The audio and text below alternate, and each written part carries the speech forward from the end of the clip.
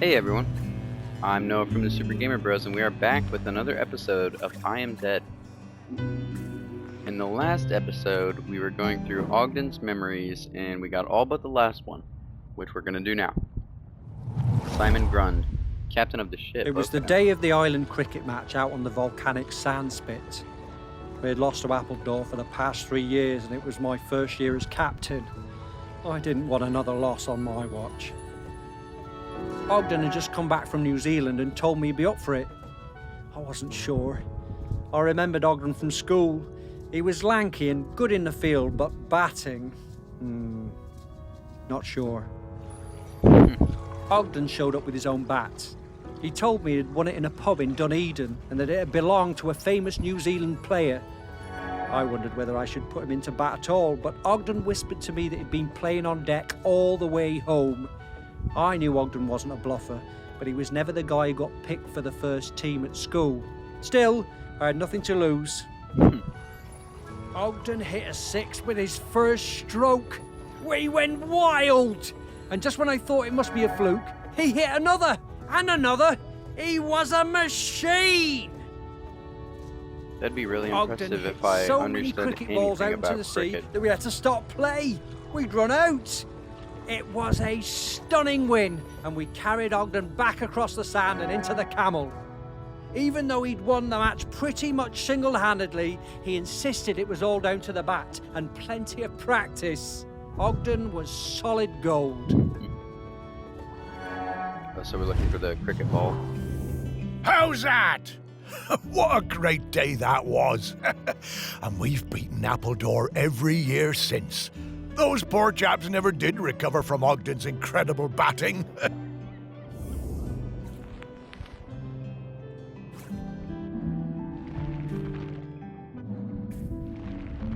Aha.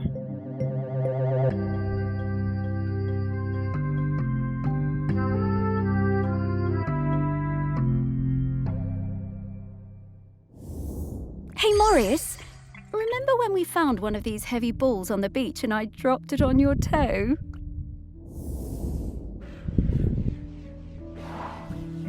Alright, we should be able to let Sparky go.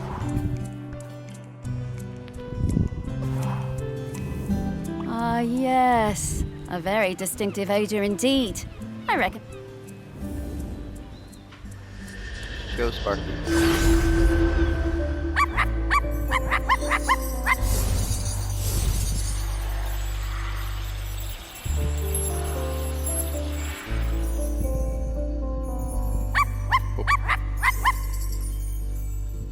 There he is.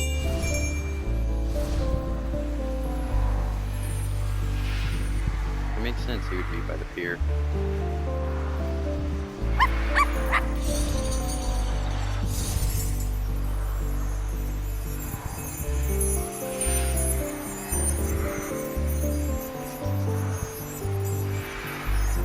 Okay, I think we got one.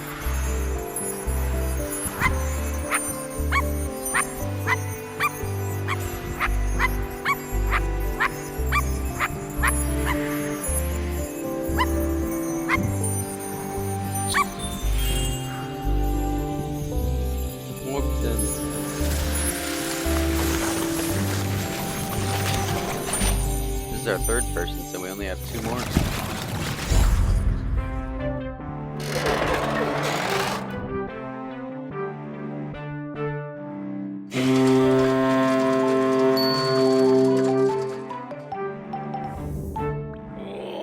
Oh, this feels so good.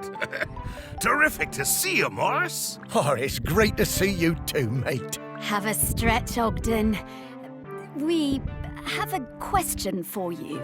Sparky, owner of the very finest singing voice on the island. What can I do for you? Well, it's about the custodian. We need a replacement. Ah, yes. I've heard that volcano rumbling. Poor Aggie must be very tired. Yes, she is. We need a replacement. Oh. Oh, you want me to be the custodian? Well, I'm honored, but I can't. Are you sure? The island is in dire need. I know. and I sympathize, but Sally. Sally is the other half of me. I need Sally to watch Mapes. over her. Everything else may be changing, but she's my constant, and I'm hers. Yeah, that I would need be to me. go into the West with her when it's her time. Yes, I understand. You two always did have an enviable connection. We were very lucky to find each other. And I'm still lucky just to watch over her. Makes this place still feel a bit like home, even as it changes. So I'm going to stay. But listen, once you've found the custodian, come back and enjoy a sniff of that beer in the Camel with me, eh? Sure, Ogden. Well, see you around.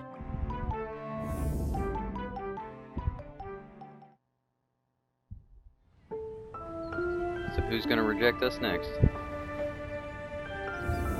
Well, after all these years, Ogden still carries that torch for Sally. I wish I'd been so lucky. Things I should have done. You were busy with the museum, Morris. And you did walks and you did fetch and belly rub. Yeah, all right, yes. I was very busy. Thank you for reminding me. You did plenty. But now you need to find the next custodian. Hey, how long has Aggie been custodian? Oh, a little while now. You've met her, actually. I have? Well, her body, anyway, in the museum. What? Her body? In the museum? Oh, wait! That's right, Morris. The Bog Lady. The Bog Lady of Shelmerston. What, that's Aggie? Well, that's her body, anyway. Her spirit is all around us, of course. But Aggie is Bronze Age. 3,000 years. She's been custodian all that time? Yep. Wow. No wonder she's tired. More tired every minute. We need to get to the next prospect. Greg Litherland, at the campsite. Greg. Okay. Greg Litherland.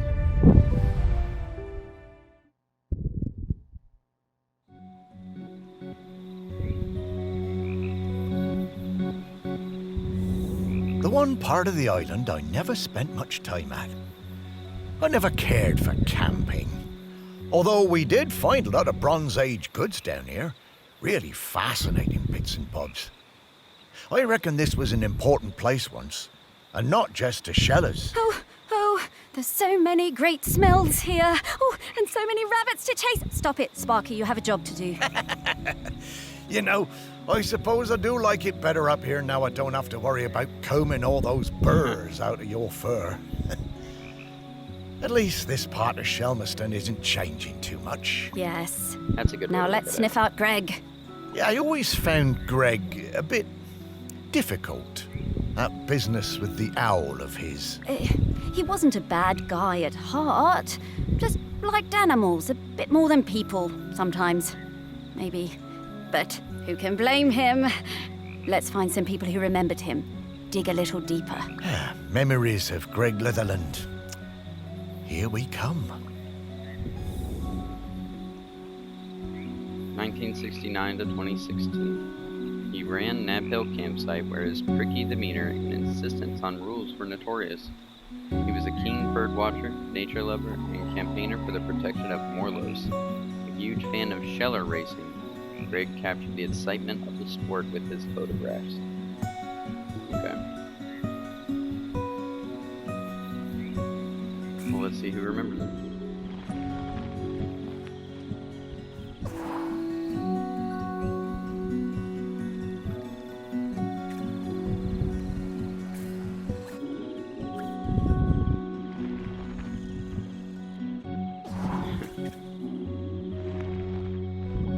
Oh, here we go. Curtis Jackson.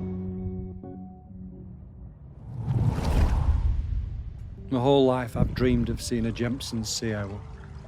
One day, I read the news that a guy on this little island called Shelmerston had discovered one. I had to see it.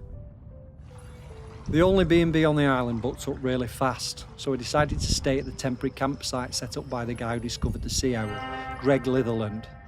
The atmosphere was amazing. There were twitchers from all over the world come to see it. Greg had given the owl a name, David Abrahams. A bit weird, but I guess he was the one who found it. And because it had no mate, it was lonely, and he'd made a model female owl out of concrete. That was quite impressive. I got to know Greg a bit during my stay. He really seemed to resent all the noise and fuss on the island. His island, as he thought of it. And the irony was that he was the one who'd got everyone excited about coming to Shelmerston. Greg told us he'd take us up in groups to the owl's nest site, but I snuck up early with my camera. It saw me and it flew off hooting and I didn't get a picture. I was gutted. I had to make do with a picture of the model. It wasn't the same.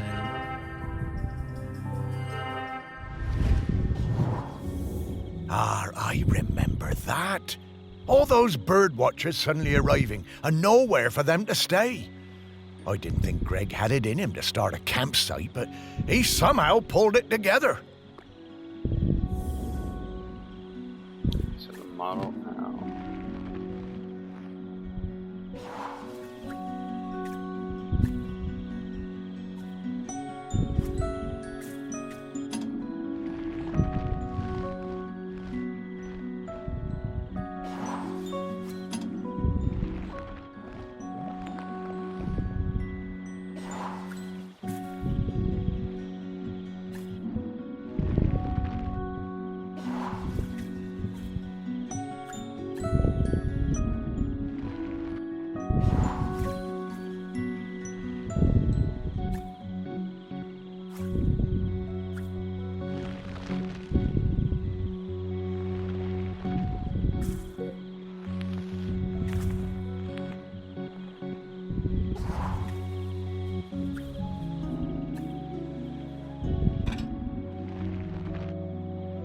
Be somewhere in this campsite. Oh, is that it? Yes.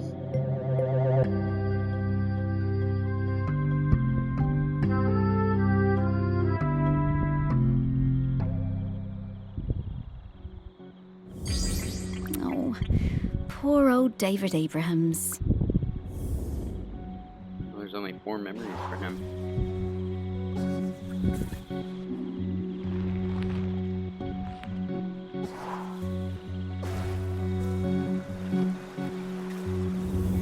I'm getting the scent of Greg. You always get the sense of crinkles. Oh, here we go. Sandy and Rupert Needles. I love camping. We've come to Shelmerston every summer with the kids for years. Okay, our tent is a bit bright, but that means the kids can always see it. Greg seemed angry about everything this year. He told us our tent was outside of the regulation colours, and being around the kids seemed to really upset him. But they were only being kids, just running around playing. Greg was blowing that bloody whistle every 5 minutes. One day, Greg confiscated my little one's kite. He was terrifying. We still sometimes get nightmares about it. I had to do something. When I saw Greg put the whistle down, I pinched it and took out the pea. You know, the thing that makes the noise. I threw that pea somewhere Greg would never find it. You should have seen his face when he blew his whistle and nothing happened.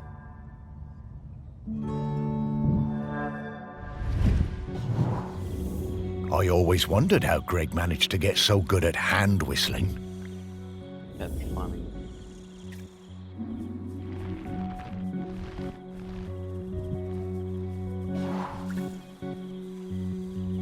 The kid, the wing.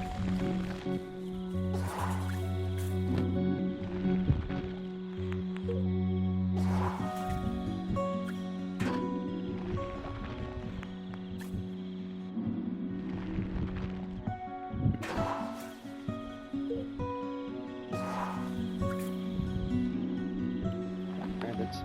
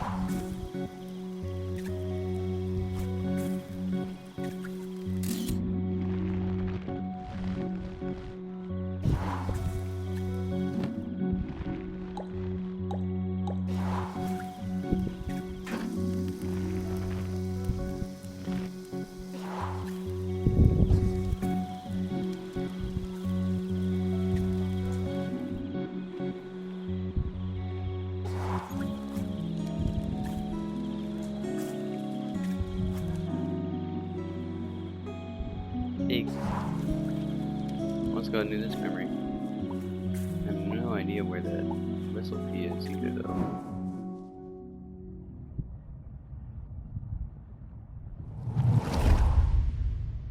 Miles and I came to Shelmerston for the Sheller Cup final. Miles was the world champion for ages. Greg, the campsite manager, was a huge Sheller fan. Always gave us the best pitch on the campsite.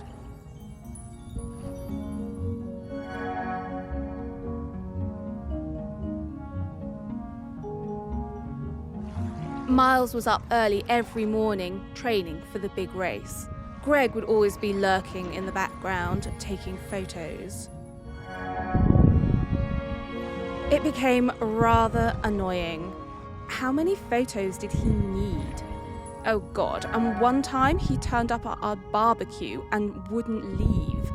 The man could not take a hint.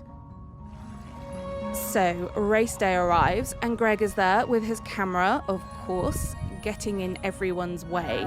So Greg leans out into the track as the pack came past, Miles in the lead.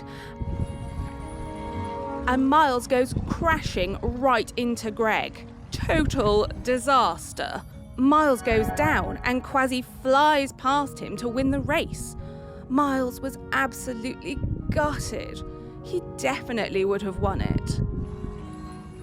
Later that night, all us Shellers were on our way back from the pub and we heard Greg outside his caravan, just sat by himself, crying. Miles, he was such a good sport, went over and spoke to him, invited him over to our camp for a drink. So then Greg came back and hung out with us, brought his camera and showed us all his Sheller race photos. You know, that guy was actually a pretty great photographer. By the end of the night, Miles had forgiven him.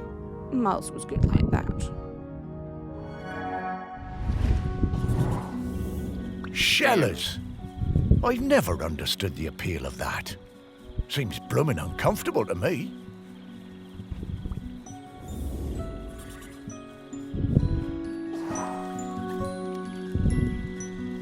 Right there.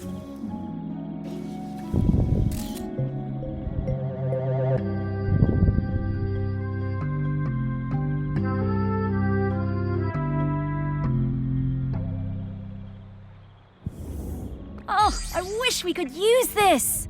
I am a very photogenic...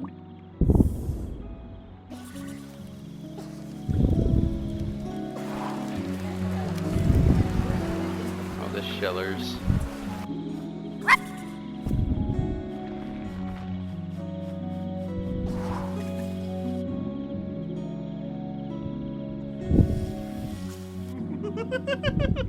Oh.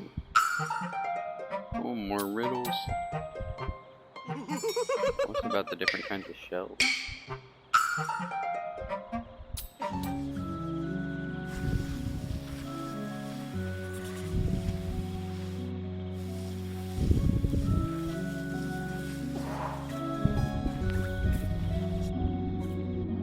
Can I look at the shell? No.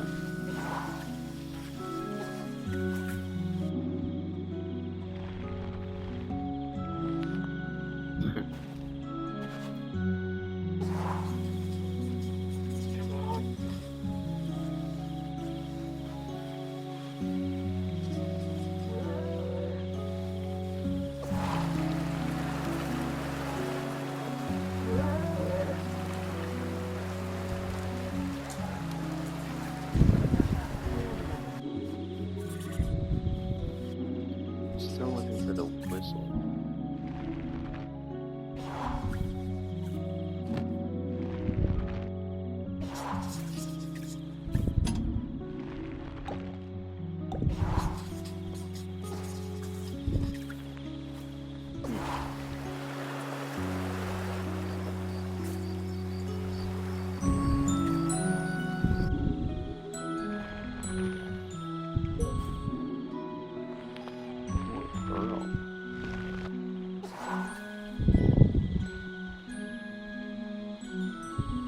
None of those is the whistle beat.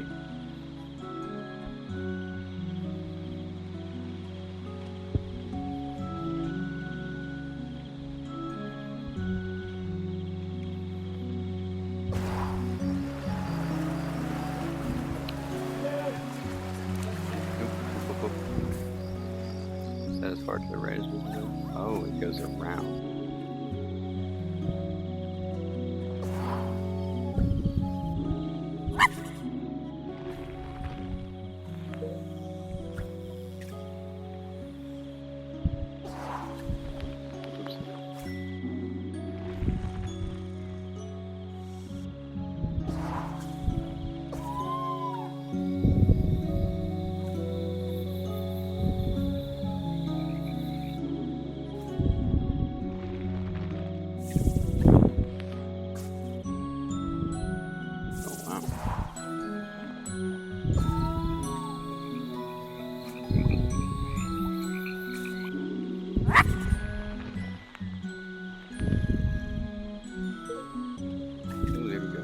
Last memory. I only knew Greg briefly, from the summer that I took over the campsite and he retired. He seemed harmless enough, if a bit strange, living in that nasty little caravan. As part of his official handover process, he gave me a big box of rule books that I was apparently supposed to give every camper when they arrived. I couldn't believe them. The amount of inches apart each tent had to be, the angle of pitch, permitted colours of guy ropes. No skipping ropes, marbles, conkers or throwing games. No singing with hand drums. I built a huge fire on the beach, invited the whole site for a big party and burned the lot. But then, awkward, Greg showed up. I guess he'd been collecting some things from his caravan and came to see what the noise was all about. You could tell he wasn't comfortable, but he sat down and tried to make conversation. I told him how beautiful I thought Shelmerston was, and he started telling me all about the wildlife here and the best places to spot birds. He was actually quite a sweet guy. He must have noticed what we were burning, but he never mentioned it. That was the last time I saw him. I always felt a bit guilty. I mean, I got him wrong. He wasn't that bad. Well, it's a good thing she kept one of them. It must be around here somewhere.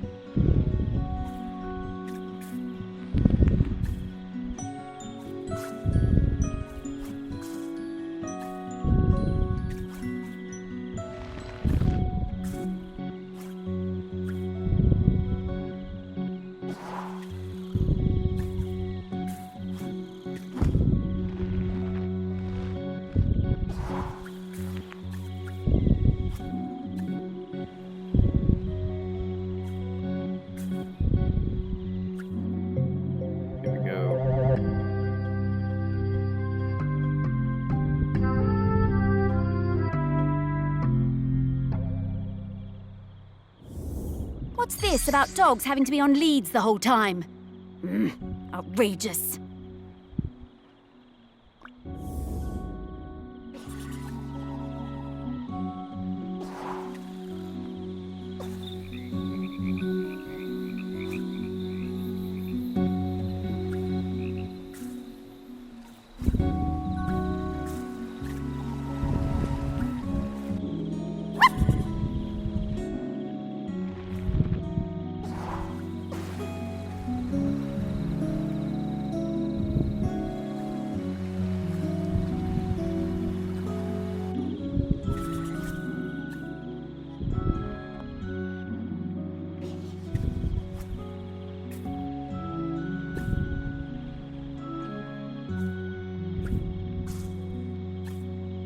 One of these is the P.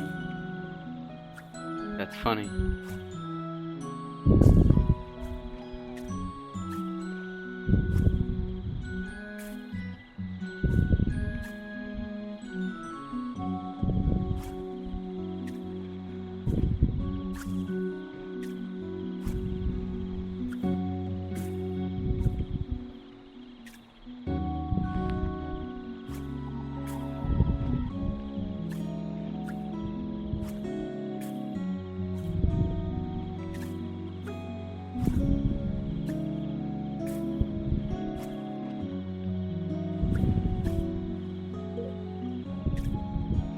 Aha.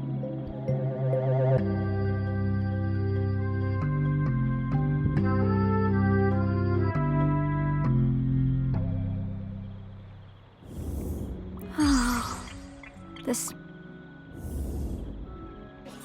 Oh, they added another memory.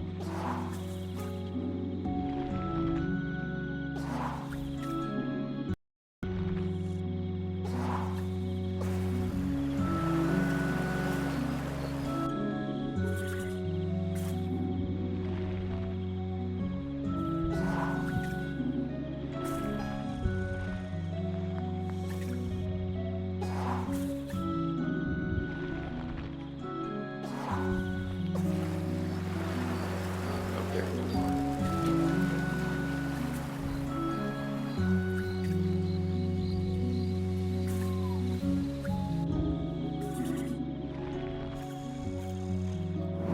Maisie Wilkinson. My best thing is throwing discs. I am really good. I like playing with Dan and Todd. It's our favourite thing when we go camping on Shelmerston. One time, Greg Lifflin came up the beach, all red-faced like an angry tomato.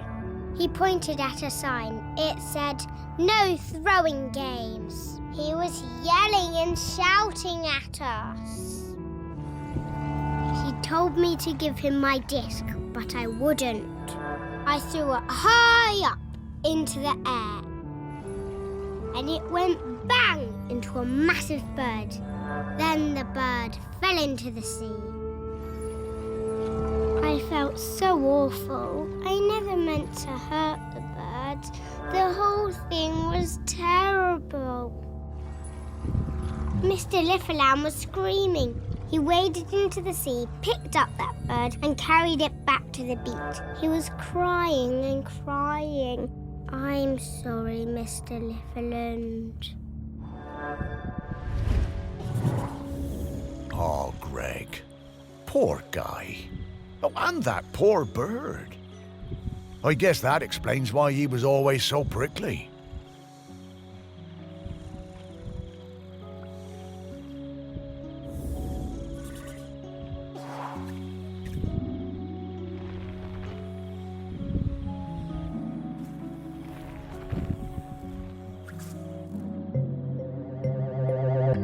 That was lucky.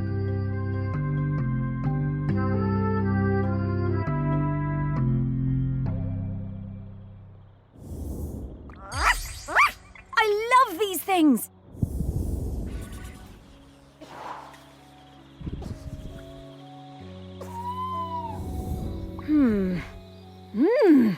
Woof! Okay, I've got his scent. It was quite faint.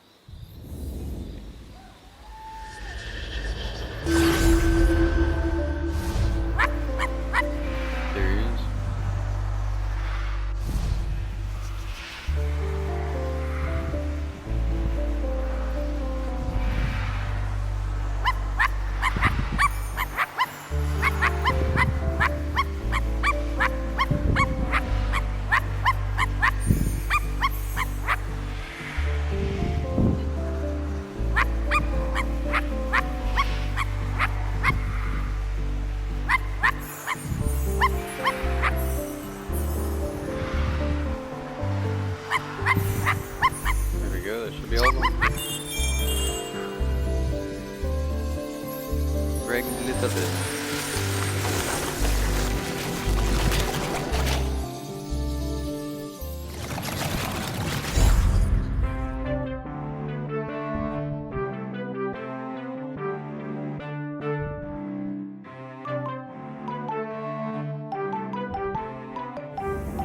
Greg! Oh, hello! Morris, what are you doing here?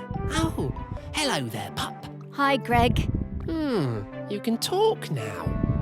Rather prefer my animals when they don't talk. Yeah, Greg, we need to ask you, would you be interested in being the next island custodian? It's a very important job. Oh, no, absolutely not. This is your mess, and you can sort it out. My mess? Well, how do you mean? You dug her up.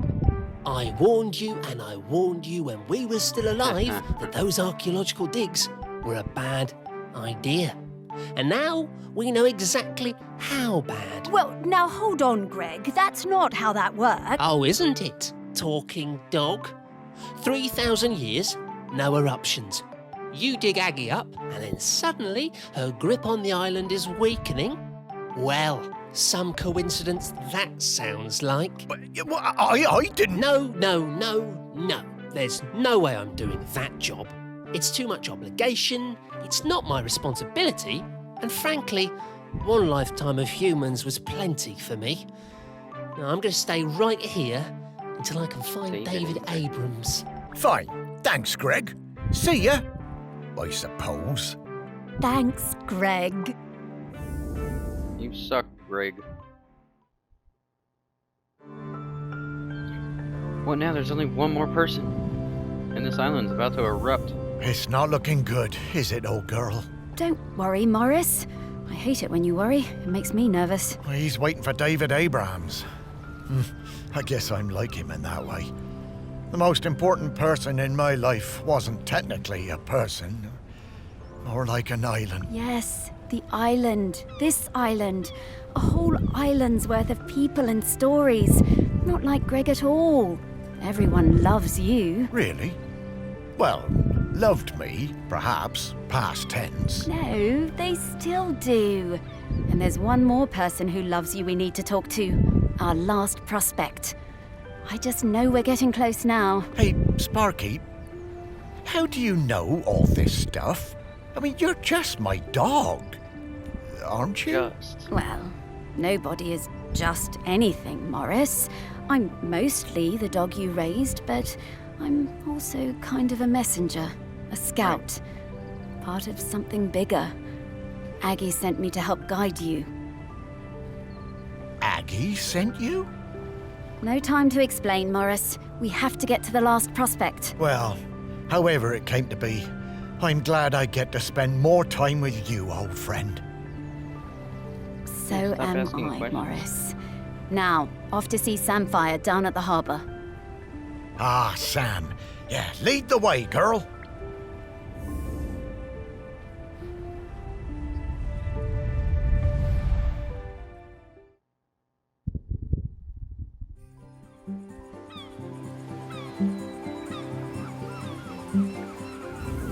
Ah, the harbour. I always loved watching the boats come in and out. Never did get around to expanding the fishing exhibit, did I? You remember coming down here with me? I'd have liked it better if you'd have let me swim. I love your confidence, Sparky. But you always thought yourself a bigger dog than you actually were. Oh. Lots more boats than there used to be, though, aren't there? Certainly are. Shelmaston got busy. Though this is busier than even I remember. Say, how long have we been doing this search? Oh, I don't know, Morris. Once you're dead, time seems to be a bit less important. Does it? Oh, I don't know. I suppose it seems a bit galling that time and everything else keeps moving even though I've stopped. Makes a man feel unimportant. Oh, you're not unimportant, Morris. You're saving the island. And to do that, we better go find some people who remember Samfire. Yes. Yes. Yes, Sam surely understands the feeling of watching everything change. Fish folk live for what, 200 years? That's no small amount of change. Not volcano change, though, Morris. And that's what we need to avoid. Off we go! Fish folk. 1904 to 2010. One of the fish folk. Sam was one of the first of their kind to fully integrate the ways of the land, taking up a position of responsibility as Shalmaston's harbor controller. Sam played an important part in helping the island to retain its own identity in the face of industrialization and tourism. They were an integral member of the Save the Morlo movement.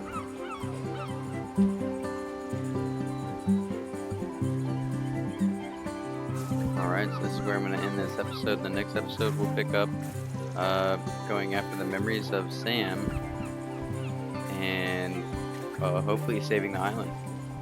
So if you enjoyed this episode, go ahead and leave a like, comment, and subscribe. As always, thank you so much for watching, and I'll see you in the next episode. Bye.